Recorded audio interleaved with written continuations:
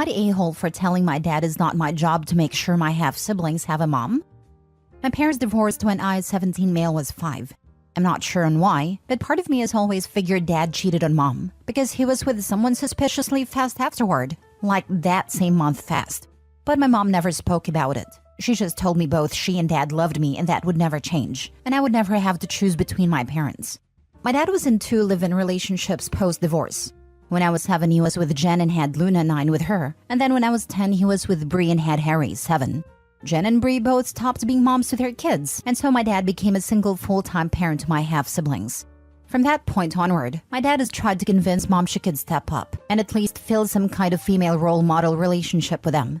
He also corrects me in the half-siblings term and says we are just siblings. And if I were to call them just my siblings, it might soften mom's heart to being a female or maternal figure for them. He would ask mom on my behalf to let me have my half-siblings over to her house during her custody time. My parents share equal time with me. He would claim I really missed my half-siblings when I was gone, and he would claim I wanted to spend every holiday with them, etc. None of this is true. I never said those things or implied them. Luna is having a really hard time having no female family members. She has a dad, 2 half-brothers, and an uncle. So dad has been more forceful about mom's part in all of this lately, and now he's trying to rope me in more. He sat me down recently and told me my half-siblings deserve to have moms, and I could help them with that. I could share my mom and let them feel the love they deserve to feel. He said that I always treated them like lesser siblings. First with always using half, and then with not trying to include them in my life at my mom's house. He told me this is where my role as big brother needs to really take off. In a response, I told him it's not my job. It has never been my job to provide my half-siblings with a mom. I told him it was on him and their actual moms to do that. And I told him it was sick how he kept trying to rope my mom in. I told him to accept that he only had 1 kid with mom, and she was only obligated to care for me. His answer to that was, I was disappointing him with both my response and lack of concern for the overall well-being of my half-siblings. And he told me to do better, be better, and care more about my innocent little siblings. I told my mom about it, and she tore dad a new one for putting this on me. She told me I'm not wrong for what I said to him, but my uncle also said I could have more compassion for my innocent half-siblings. Am I the a-hole? Now for the top comments. Not the a-hole. You and your mother have no obligation to provide a mom to your half-siblings. Your father is a moron to think his first wife needs to mother his next 2 children with other women. Your uncle's opinion is irrelevant. None of this is on you. Absolutely. I wish I could upvote this a million times. Your mother seems to have your back and your dad just wants time away from his kids. So if he can palm them off to your mom, it's a win for him. It must be cramping his style trying to find a 4th woman to have a kid with. It comes down to the fact that dad doesn't view women as individuals. He sees them as interchangeable, and based on the services they can provide and the tasks they do, like an employee, not a person and not a partner. This is probably why his relationships eventually fail. OP is not a-hole. Not the a-hole. Your siblings would be fine without a mom if your father stopped pointing out that they're missing out. Dad is just looking for a free babysitter. But dad picked the mother of these kids, and he chose poorly. That's on him, not your mom. It sounds like the best thing for you would be to just go stay with mom. Let dad figure his life out without putting any of it on you. Exactly. It is not OP nor her mother's problem nor fault that 2 out of 3 baby mamas of his are trash. And he's garbage for trying to parentify OP and dump his parental responsibilities on his first ex/OP's mom that has no legit reason, need, nor want to be a mother of his other kids except to OP who is her own. Not the a-hole. I bet OP's mother can't wait till OP is 18, so OP can go no contact on his pathetic butt. Next story. Am I the a-hole for telling my mother that she made her bed? Now she has to lay in it because she is upset that our relationship has changed? 2 years ago, my mother started dating a man. Despite expressing our reluctance to meet him, because she was serial dating we did not want to get attached, they forced the situation, making my sisters and me uncomfortable. Shortly after, he began staying over regularly. My mother's personality changed significantly after meeting him. Example, he would make disgusting comments about my mother in front of us, and she would just laugh. About a year ago, they came home after a date, and I, busy with a timed online university assignment, just shouted hello from my desk. 20 minutes later, with not a word to me or my sister, I heard the outside gate slam, and them leaving just as I finished my assignment. I went to check what was happening, but they were already gone. 10 minutes after they left, me and my sister received a horrible voice message, where my mother accused us of being disrespectful and ungrateful, and how we do not want her to be happy. She also accused us of not greeting either of them when they came inside, though we both did. She left for a week and a half, leaving us with 4 days worth of food in the freezer and no money for electricity. I ran away to get my sister to school during this week, and also no return date. She wanted us to apologize for being brats and not greeting them before she would consider coming back.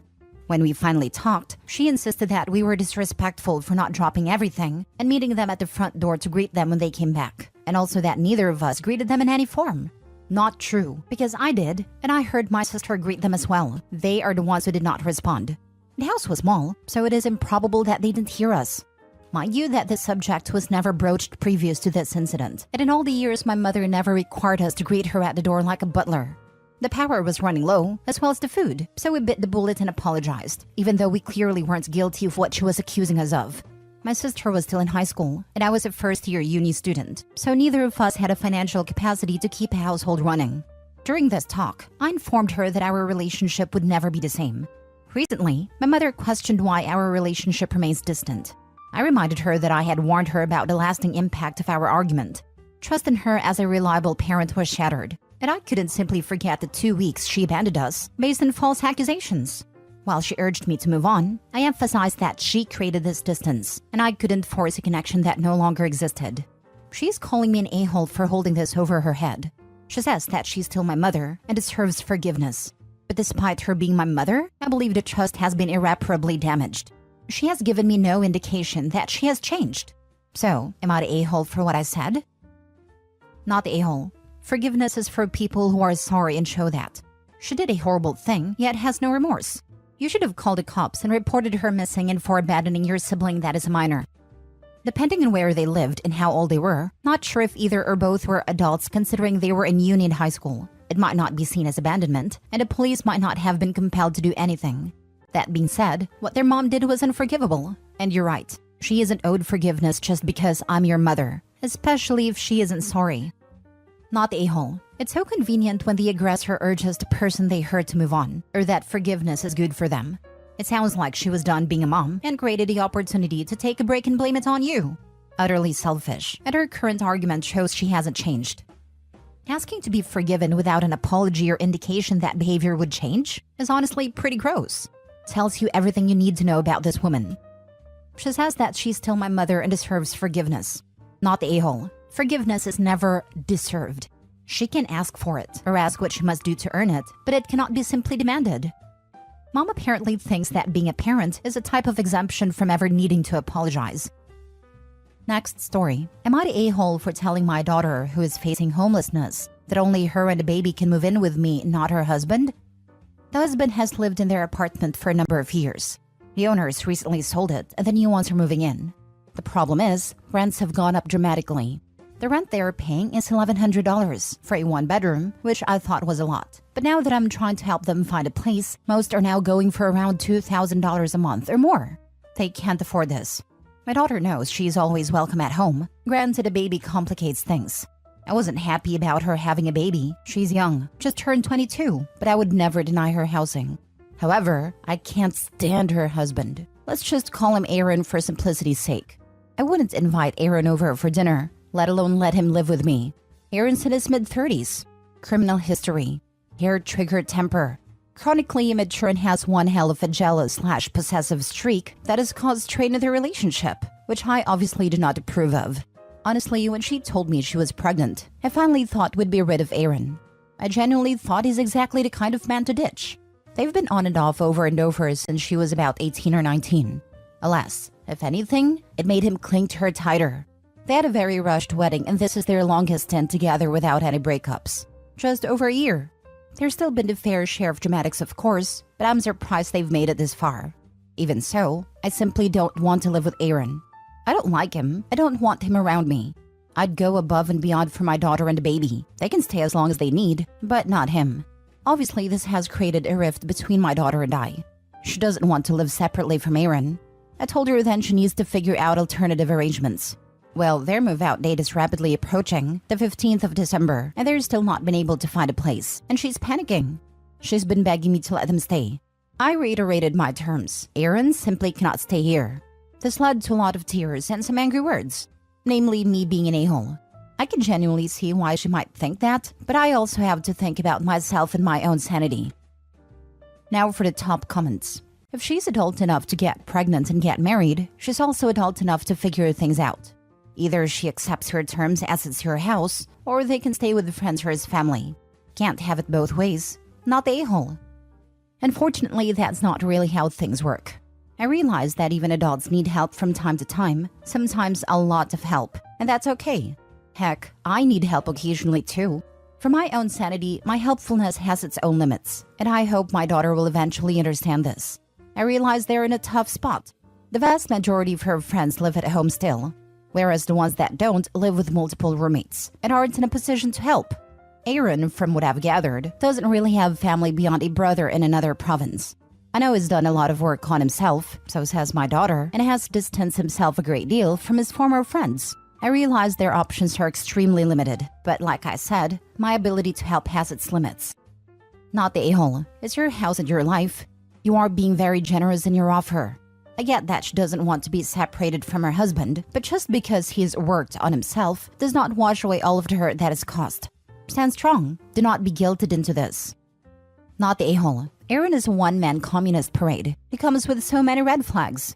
Man in his 30s chasing a teenager, criminal record, anger management issues, jealous/possessive/controlling. With all those, I would guess if you did allow him in the house and got a front row seat, you'd probably add some form of abuse to the list. But it's valid not to want that in your home, and living with Aaron would probably tank your mental health. In addition, if Aaron hasn't gotten his act together by now, clearly there is something going on, and he's not going to get his act together anytime soon. If you let him in, he's going to try and stay in your house as long as he can, and it's unlikely he'll leave without a fight. The best thing you could do for your daughter would be getting her to leave Aaron, but unfortunately she's not ready. Keeping this boundary and keeping your home open to her and her child only may in fact work in the long run when she's ready to leave, because she will know she has a safe place open to her. But until then, you're likely going to be kept away from your daughter and grandbaby. Last story. Am I the a-hole for pointing out to my wife that my mother will never be her parent and she needs to stop? My mom, 64, is polite, and in general keeps a distance away from my wife, 26. I know my wife has trouble with social interaction and they got off on a horrible start. My wife, I'm going to call her Lily, was in foster care and never had a parental figure, and she went hard into trying to become my mom's kid. I think it would have happened if my wife let a relationship grow naturally, but she didn't take any of my warnings and bulldozed what my mom wanted. A few examples. She kept calling her mom even after she told her multiple times to call her by her name. Lily would make her uncomfortable, especially when she would ask my mom very personal questions or go way too deep. I have talked to her so many times, but she doesn't stop. The family has taken their concerns with me too, and have straight up told her to stop. The big turning point was when my mom and her daughters, my sisters, went to visit a deceased family member. It's a tradition between the three of them. Well, Lily heard about it and went. It went very poorly, and my sisters dislike Lily now too.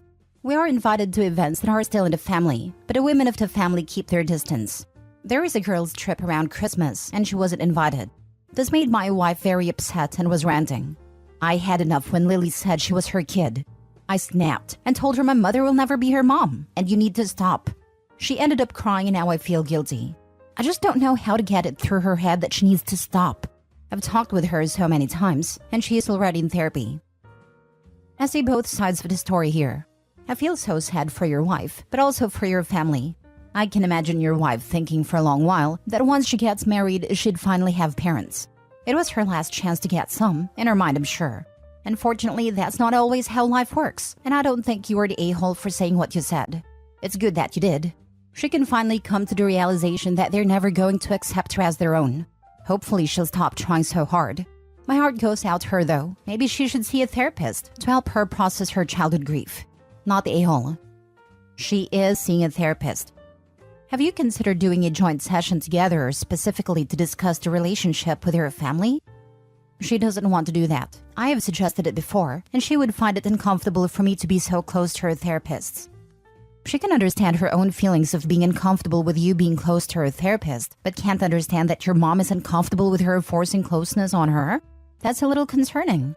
I know her therapist cannot and should not tell you anything, but you can still tell them things. I don't think it would be a bad idea to tell the therapist your concerns, but even ask what you can do to support your wife while still maintaining healthy boundaries in the family.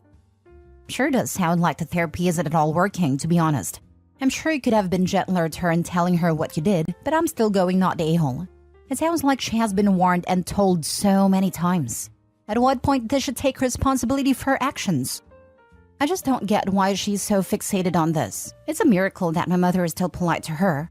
I know it has to do with foster care, but after being told to stop so many times, I am confused about how she will ignore everyone and keep going.